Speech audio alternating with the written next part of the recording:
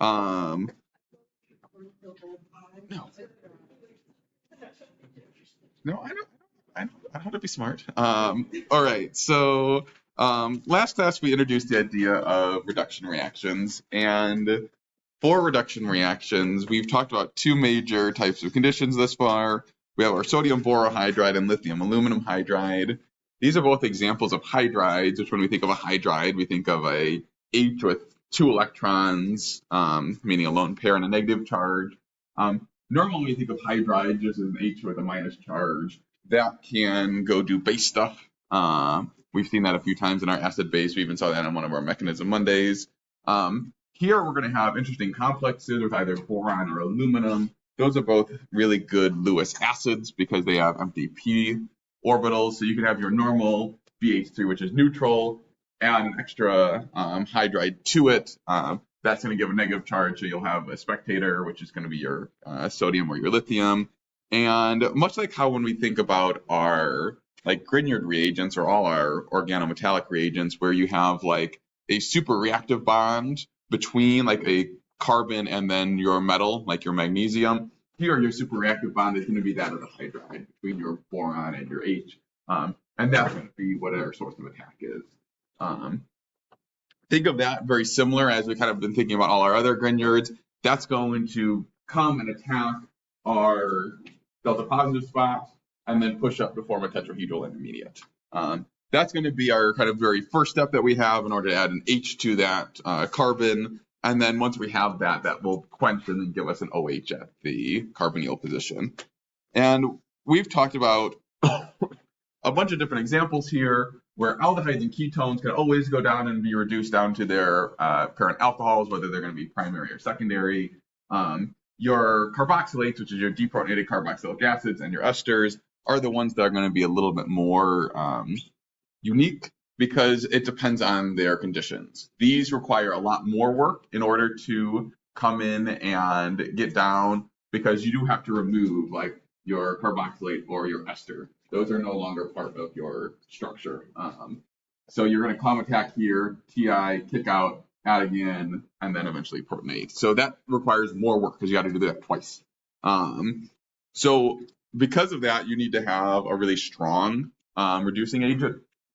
Of our two different options, sodium borohydride and lithium aluminum hydride, sodium borohydride is just too weak. We need to use our lithium aluminum. I always remember that as sodium borohydride has 2 words, where lithium aluminum hydride has 3 words.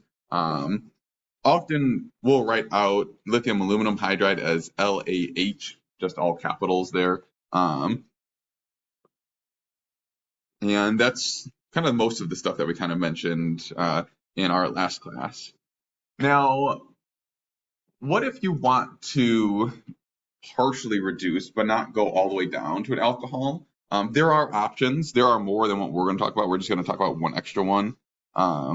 This is one that I'll actually typically talk about briefly in Orgal 1. I know the others don't. But this is Divol H. The DIB is going to refer to the branch structure, and then you have aluminum hydride. This is very similar to like lithium aluminum hydride, where we have aluminum with a hydride, but instead of just having a bunch of H's here, we have this big bulky carbon stuff. That big bulky carbon stuff is going to change like how easy that can do reactions, and this will actually only be a partial reduction rather than a full reduction. So Divol only will go down to aldehydes. It won't be able to go all the way down to alcohols. So if we kind of think of our kind of like scope of like reductions, you have like your core groups of your ketones that can be reduced a little bit down to an aldehyde and then all the way down to an alcohol. So down to an aldehyde would be a partial.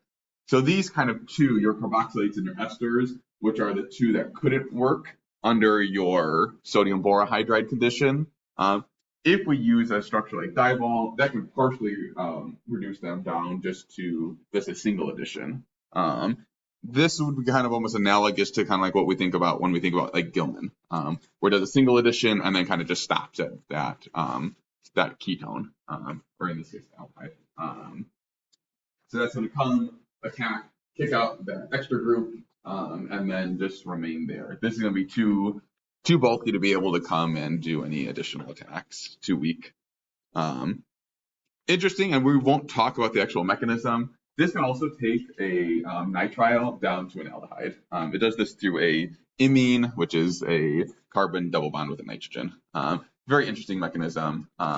We might eventually talk about that way later, but probably not. Yeah. Where does the oxygen come from? It's an involved mechanism. Yeah, that's the extra work isn't needed for what I want you to get from this. Now,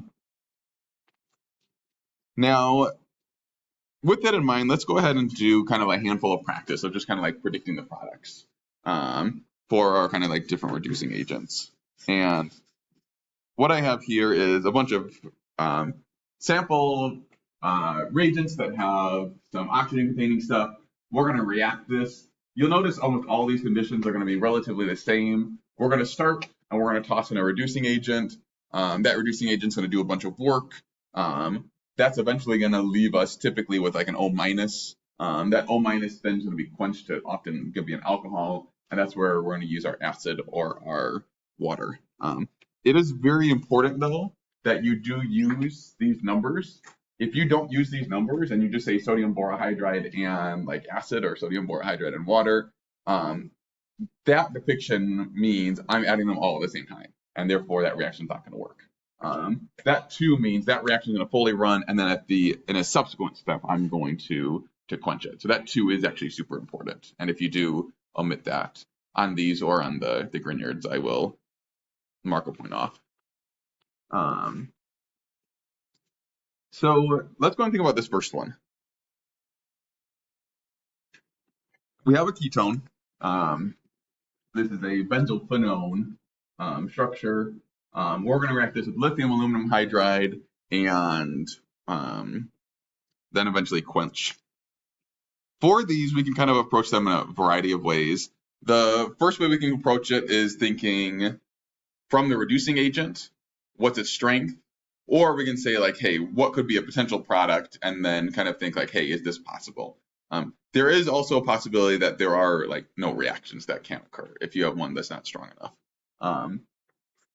Here we do see we have a ketone, and ketones can actually be reduced by all of our different reducing agents that we've seen. So can our aldehydes. It's only those carboxylates and esters that are a little bit unique. So when I see a ketone, if I just recognize any of my groups, so here I see I have a lithium aluminum hydride or sodium borohydride, I know it can go all the way down. If that process works for you, awesome. If the other process of just lithium aluminum hydride does everything, sodium borohydride does some stuff but not others, and then thiol does like half, that works. Just whatever process kind of works best for you.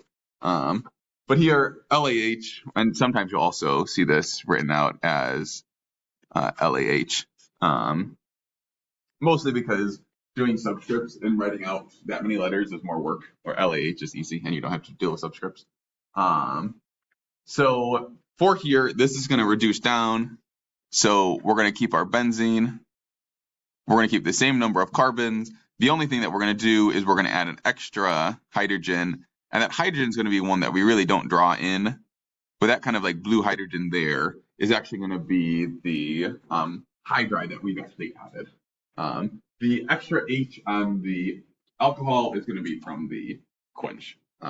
You don't need to show that blue H, but that's just kind of showing you kind of like what bond actually was formed in order to kind of get that type of reduction. Hopefully, yeah. The alcohol, that H, that's from the Acid, the quench, step 2. H blue is from the lithium. Yep, so if we don't do this, so if we skip, we would end up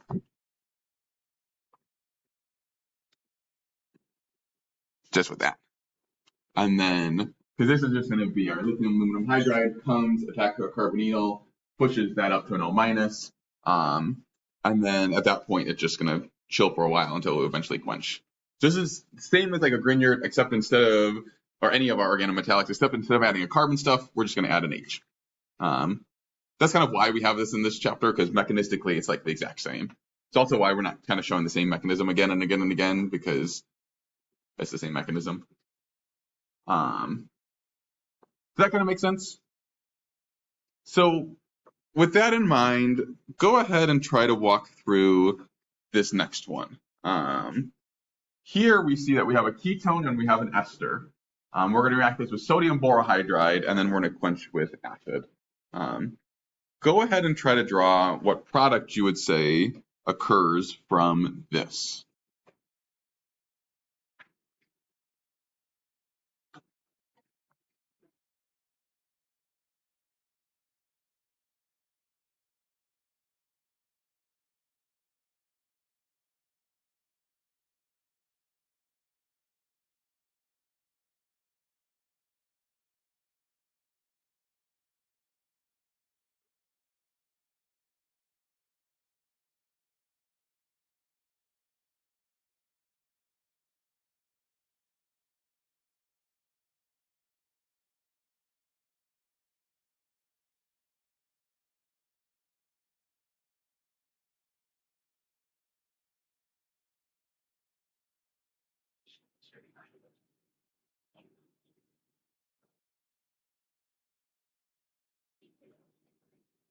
So this is going to be a reduction reaction.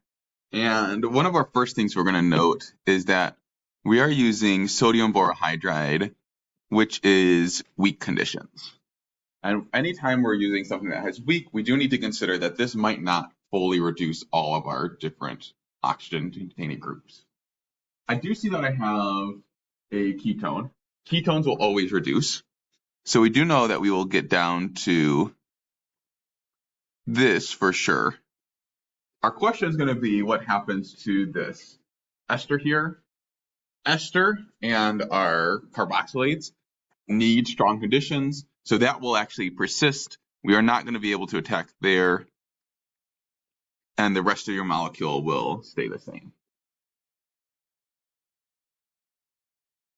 If this was under the LAH, would it fully? That's going to be the very next thing we're going to show. So that will be our product here.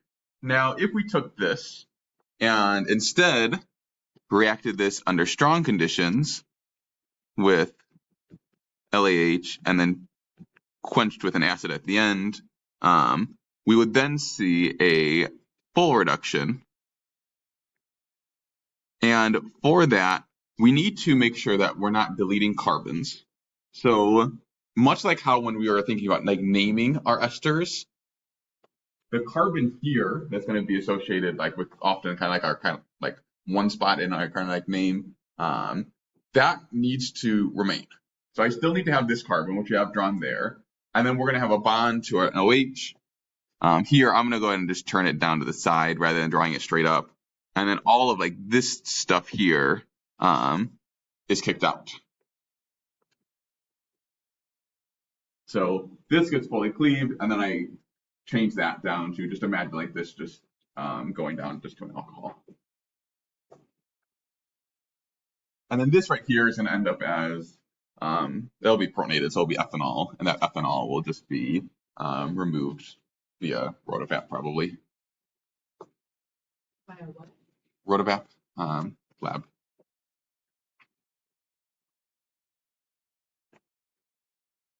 You guys are doing the Grignard this week? Yeah. You're gonna rock this.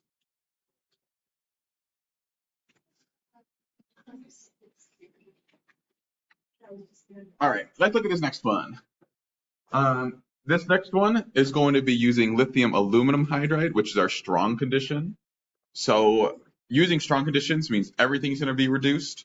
The key thing is going to make sure that we actually aren't deleting carbons or anything. So if I think of my backbone here, my core backbone is going to be 1, 2, 3, 4, 5 carbons. So let's start by just drawing those 5 carbons to make sure we don't delete any. So there's my core just butane structure. Thank you, pentane. We have an aldehyde. Aldehydes can be reduced under all of our conditions, but under lithium aluminum hydride for sure. So this is going to go down to an alcohol. rather than drawing this like straight up, it looks a little bit weird. So I'm going to like drop it down over the side. So this is the alcohol from the aldehyde being reduced. And then here I have this ester. This ester is also going to be reduced, and that's going to cleave off that methoxy group. And then that's also then going to give us a alcohol over on our other side. So I got my 5 carbons and then alcohol at the 1 and 5 position. So we form a diol. Can you show the arrows for Mhm. the last part? So lithium, hydride, hydride, hydride. Oh, sorry, that's aluminum in there. Pretend I woke up this morning. Aluminum minus, and then our lithium is just a plus. This is going to come, attack here, push that up, and then eventually when this is going to be sitting as your O minus, in a subsequent step when you have your acid, that's going to come and quench it. So extra H here is going to be where we get our 2 H's. One is originally here from the aldehyde. The second one here is from our hydride. And then this H on the OH is going to come from our quench. And then on this side over here, you're just going to do it twice. You do it once, kick up, collapse, and then push out to form a aldehyde, and then do that same mechanism again. So technically, if you do all of this, you draw this like same type of an attack like 3 separate times. Order, I don't care about. They all happen simultaneously. Well, I guess the second one of this doesn't happen before the first one of that, but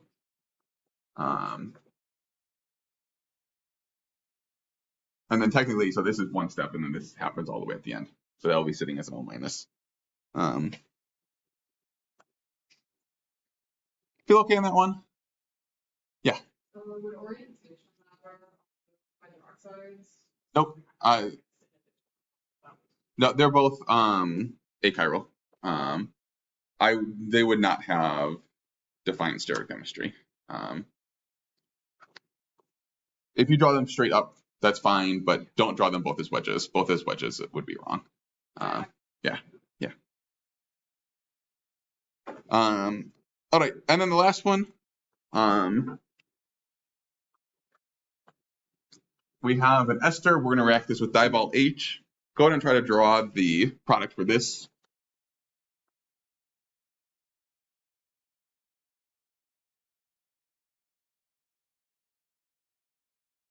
Would this be the same mechanism? From a very, very high level, yes, but this one has a little bit more nuance. Try not to just give away the answer.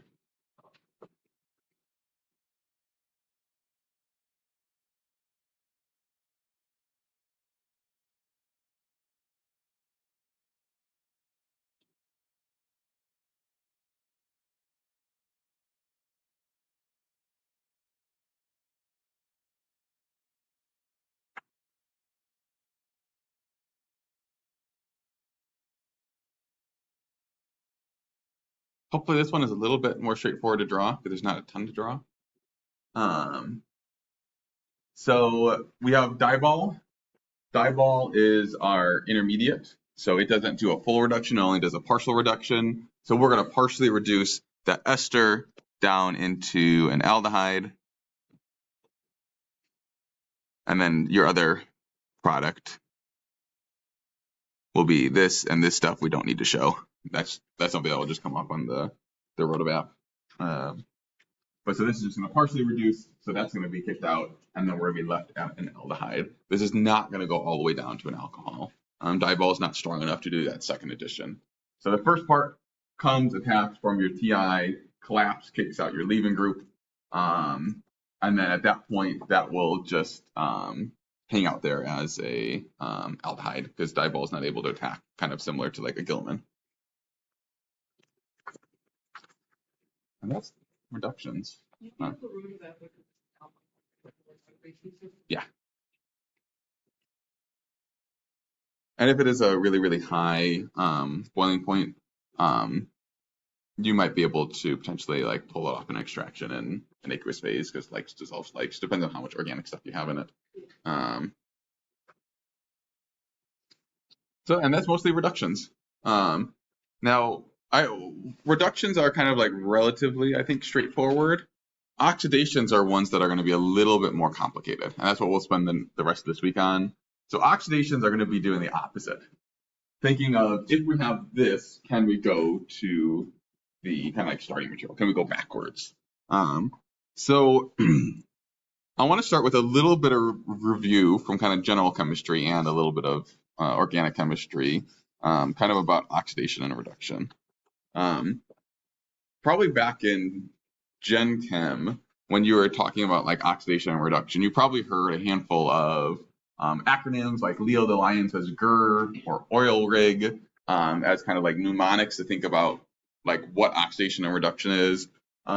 Leo the Lion says GR, which is kind of fun to say. Leo stands for loss, electrons, oxidation. So loss of electrons is going to be your oxidation, and gaining your electrons is going to be reduction. That's the GR part. Oil rig is just a different way to say it, where oxidation is losing and reduction is gaining. Same thing, just a different mnemonic. In general, when we think of oxidation, rather than thinking purely about electrons, sometimes we think about just like adding like the actual element of oxygen or reducing the amount of hydrogen content, and therefore like reduction is going to be the opposite. So reduction would be decreasing the amount of oxygen content, which is kind of like what we saw, like we decreased the amount of bonds to oxygen in like all of our reductions. We went from like carbonyls down to alcohol, so we decreased the amount of bonds to oxygen. Now there is a kind of extra caveat of ones that are neither oxidation nor reduction, and those are if you add or lose proton, hydroxide, water, or like an HX, like HBr or HCl. So with that in mind, what I have is a huge slew of different generic reactions. Almost all of these are stuff that like you're able to do. Like this is like chapter 8, chapter 8, chapter 8, chapter 8. Almost all these are chapter 8, except for this top one. And all I want to do is just walk through these and say, is this a reduction reaction, an oxidation reaction, or neither? And we can answer that as, are we adding oxygen content? Are we adding hydrogen content? Are we removing oxygen? What's happening with electrons? Any of those that we can kind of like justify. So if we look at this first one, if we go from this structure to this structure, would you say that's an oxidation or a reduction or neither? Yeah, we're adding oxygen content. So that is an oxidation reaction.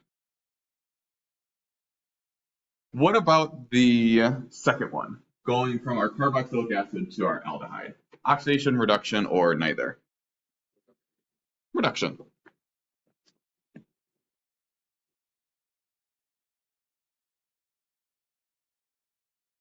How about the third one in that scheme, going from an aldehyde down to a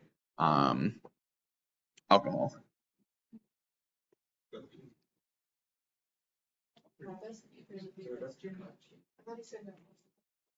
What he was talking about, like it was a double bond, now it's a single bond. That's lost. Yeah, we've seen a long time, but then I thought you said reduction. So adding like an alcohol, like if you add or lose like a hydroxide. So here, this is going through and it's adding a hydride. So this is also a reduction. More than anything, like this right here could be like you could do this with lithium aluminum hydride or sodium borohydride. So it's reduction.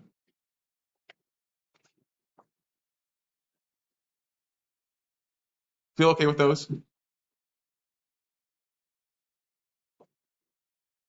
So what about this next one?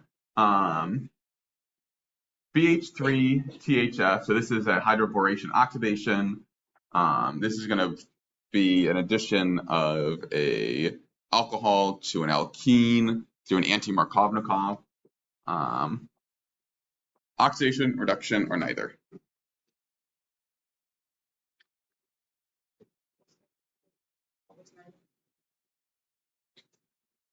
Not an alcohol, hydroxide.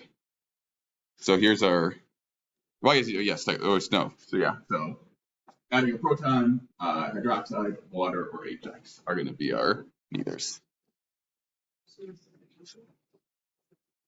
What are we adding in this?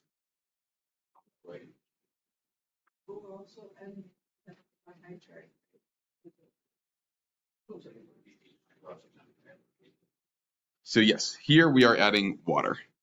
So there is an H here. So this is an addition of water. So therefore this is neither oxidation nor reduction. But you're adding an oxygen. Like, You're also adding a hydrogen. okay. I see. Yeah.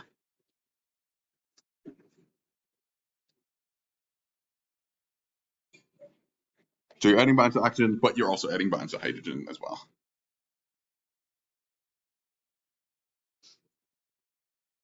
What about this next reaction? We have a alkene. We use a proxy acid like MCPBA, and we form an epoxide. Oxidation, reduction, or neither?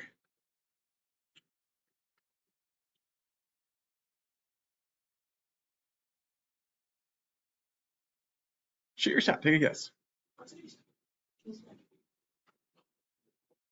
So this is oxidation because we're adding bonds to oxygen.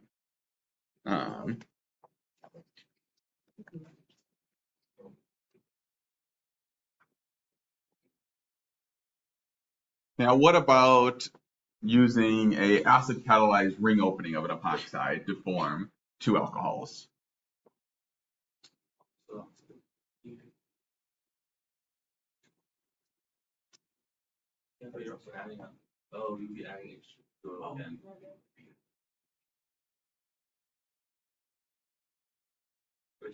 It's directly connected to oxygen, so it would be oxidation, right? So ultimately, this one is going to be neither. We have two bonds to oxygen, two bonds to oxygen. Nothing net change to that oxygen.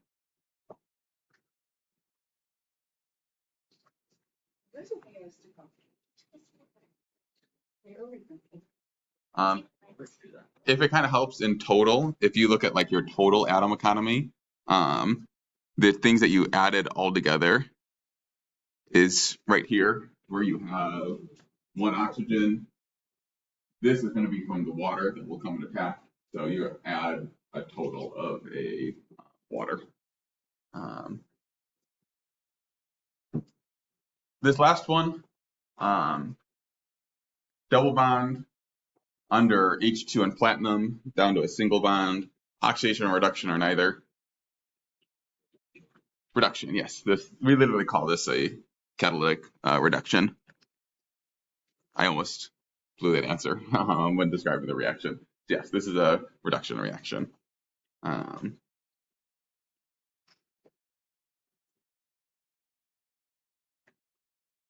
So what are examples of like our key oxidations that we're going to see? Most of them are going to be focused on alcohols. And depending on the substitution of alcohols can depend on how many times it can be oxidized. If you have a tertiary alcohol, meaning an alcohol that has 3 carbon stuff connected to it, you cannot oxidize it because oxidation is going to be adding more bonds to it. This carbon right here is already overloaded, so you can't do any extra stuff. So tertiary alcohols cannot be oxidized. Same as a like tertiary substrate can't undergo SN2. There's just no reaction. And there would definitely be examples of no reactions. If you're a secondary alcohol, you can add an extra bond to that alcohol to make it a ketone. And then if you're a primary alcohol, you can add an extra bond to make it an aldehyde, and then you can oxidize that further to a carboxylic acid. So this is kind of like our broad scope of like what your products might look like. If you're primary, you can go to aldehyde under weak conditions, or all the way to carboxylic acids in strong conditions. Secondary to ketones, tertiary, no reaction. Now, there are going to be a bunch of different conditions and reagents and things that we can use to undergo this transformation. And we're going to look at a lot of them today. These will kind of come with practice identifying, and much like how we kind of think about sodium borohydride being weaker and then lithium aluminum hydride being stronger, we're going to kind of have our two main classes of our oxidizing reagents. We're going to call weaker ones and stronger ones.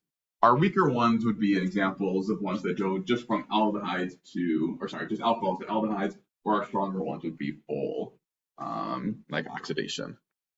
So let's get started.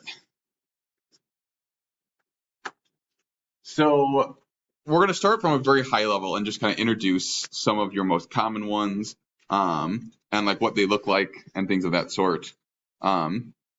So we'll start with our weak ones. One of our first weak oxidizing agents is going to be PCC.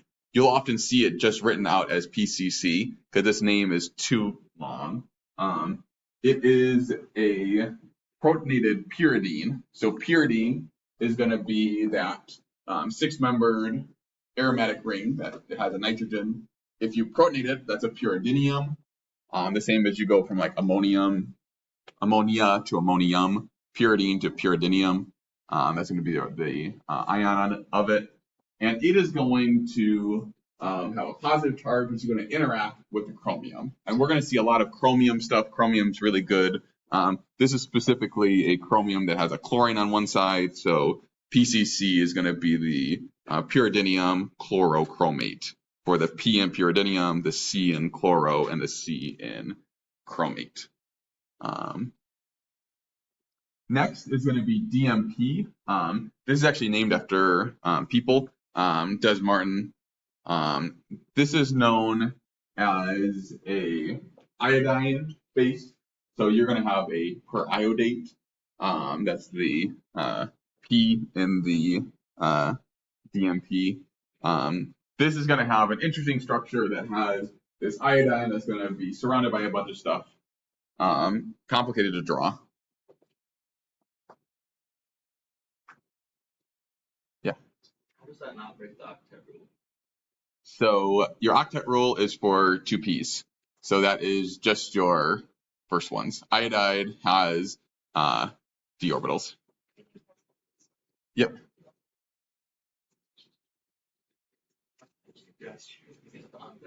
The next is going to be Schwern. So Schwern oxidation. Sometimes you'll see it written out as just Schwern. The most common is actually probably seeing the full reaction conditions written out. So this is going to be a two-stepper. You're going to start with your oxyl chloride, which is this COCl2. Often you'll write it out as COCl2 rather than drawing the structure. Here, there's your COCl and then 2 of them. That's what that structure means. This is actually one that we actually do in our lab every once in a while. This will often use DMSO, and we'll show some of the mechanisms a little bit later.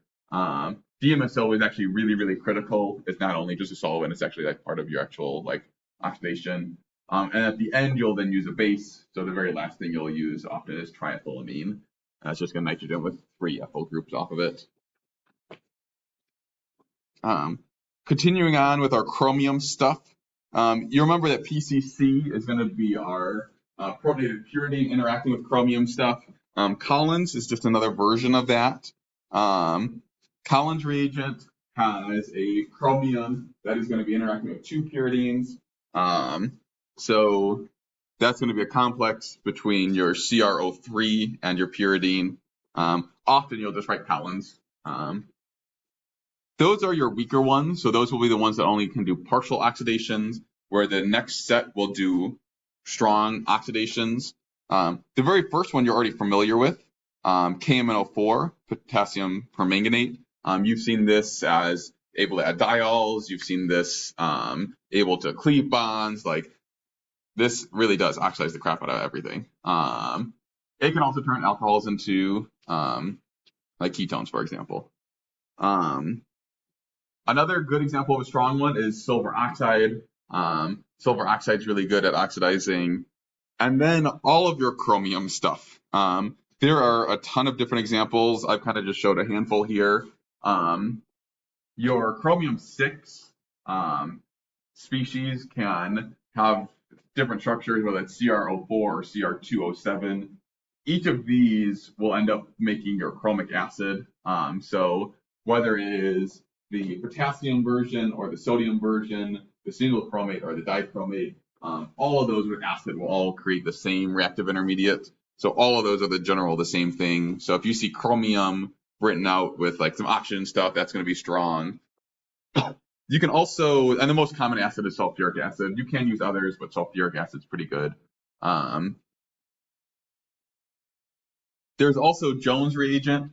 Jones reagent is a CrO3, which is that same structure that we saw up in Collins, which is the one that has the 2 pyridines.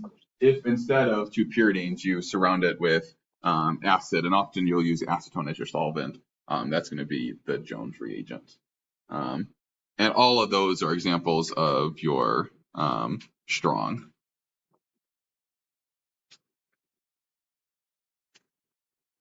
Now, to give just kind of like a quick little summary of each of these, you'll note that it's only your primary alcohols that you really need to differentiate your strong.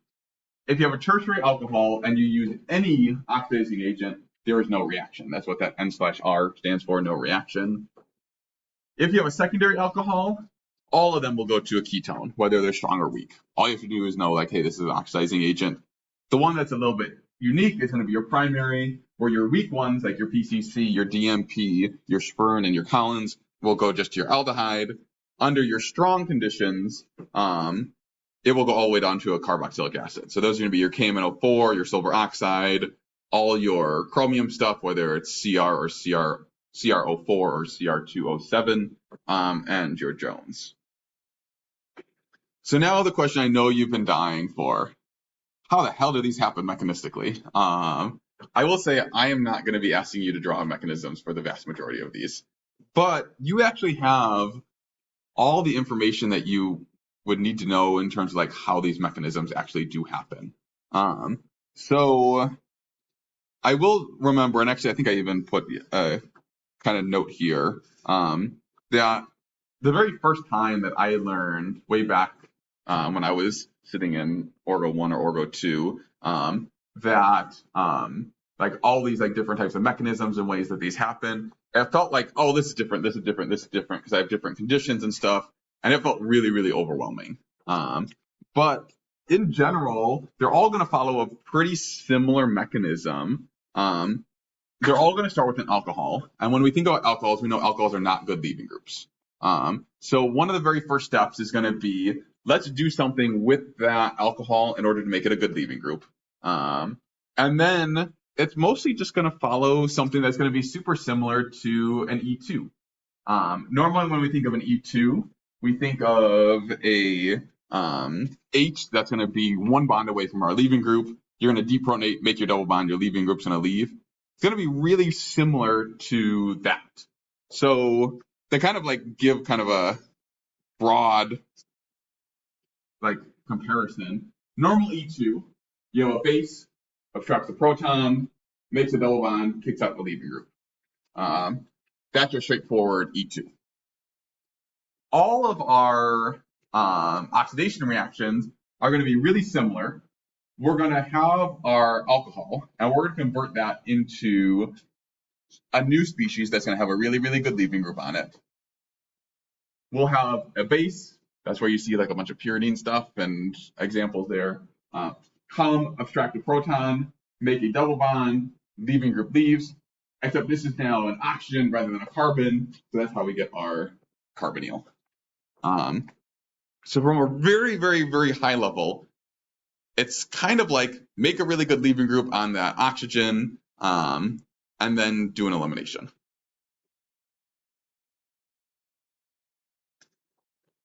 So here's our kind of like key steps. Activate the oxidant. Often you have to do a reaction in order to get it into its like super reactive form. Coordinate that new oxidant with your alcohol, and then do a elimination. Mechanism for activating the oxidant is going to be different for every single one, which is a little bit annoying. Coordinating the alcohol is generally going to be the same. It's going to be kind of like an attack. It's going to make something that's going to be super good to attack, and your oxygen is going to attack and then cause something to leave most of the time. And then your elimination is just going to be your kind of straightforward E2. So to provide an example, and what we'll probably end class with, is going to be a kind of full drawn out example for Spern. Yeah. Cool. Is going to be a full drawn out example for Spern. Now, I do not need you to know how to do this by heart, but I kind of want to show you that you have most of the potential.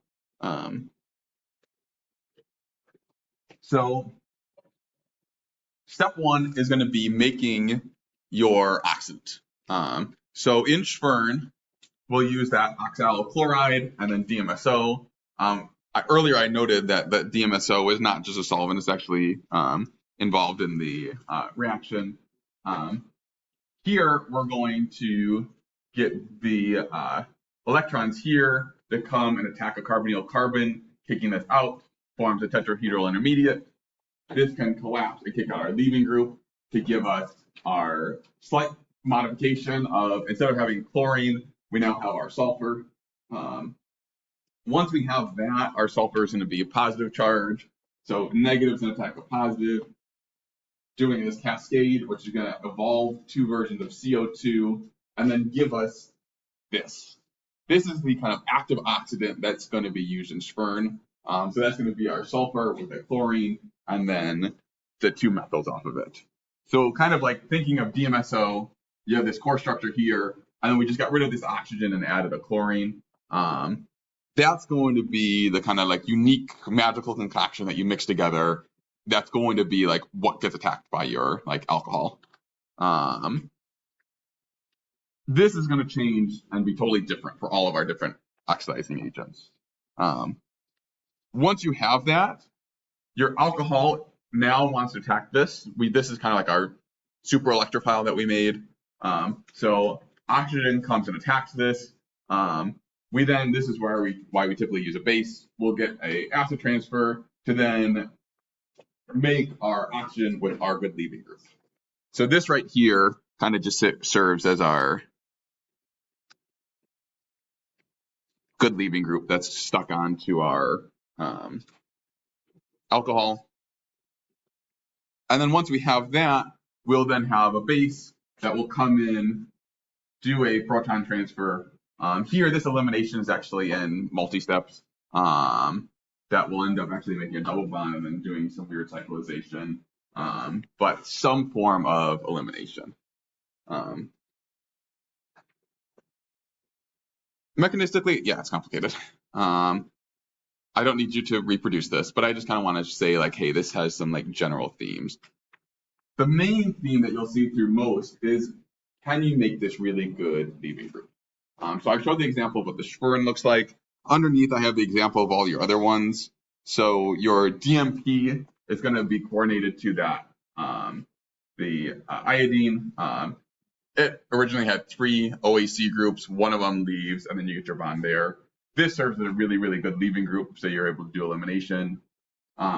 Your chromates are going to have that chromic acid-like structure, whether it is physically chromic acid or if it's a deprotonated version that's coordinated with like one of your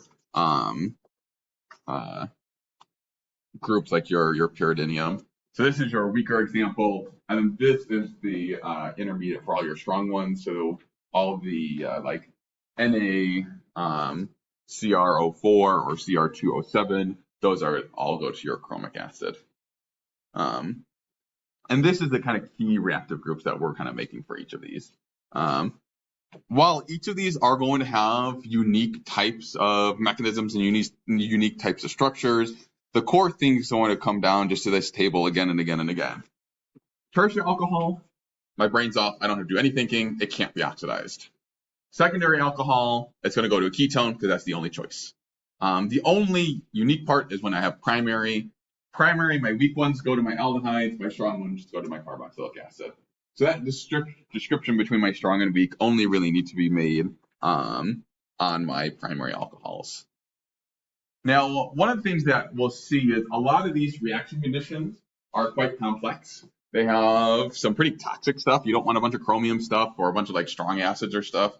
What we'll talk about next class is a much milder version that's kind of like brand new as in like the last like 10 or so years, 15 years. And that's actually just using bleach. You can use some bleach with some radical chemistry to do some oxidation, and it can actually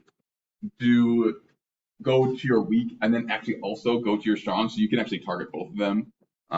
So we'll kind of focus on that because like if I was in the lab and I was trying to do something, using bleach is going to be much better than using some big scary like chromic acid type structure. So we're going to end there. We'll talk about the bleach stuff on Friday. We'll do some practice, and then we'll do a little bit more reactions with alcohols, and then we'll have a ton of practice. We'll have a case study on making perfume compounds, and hopefully put a lot of this together. Cool. I hope you guys have a good afternoon, and then I'll see you on Wednesday for our quiz.